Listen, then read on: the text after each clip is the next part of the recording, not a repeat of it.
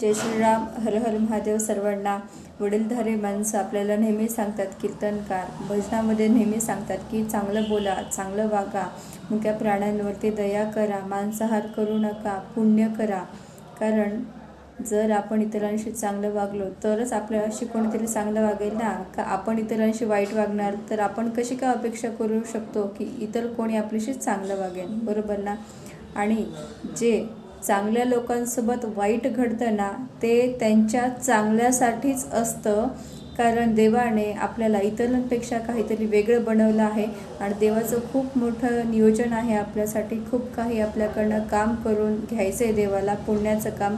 म्हणूनच चांगल्या लोकांसोबत वाईट अनुभव येत असतात आणि त्या अनुभवामधून शिकून आपण पुढे चालायचं असतं. बाकी तुम्हाला काय वाटतं कमेंटमध्ये मला नक्की सांगा.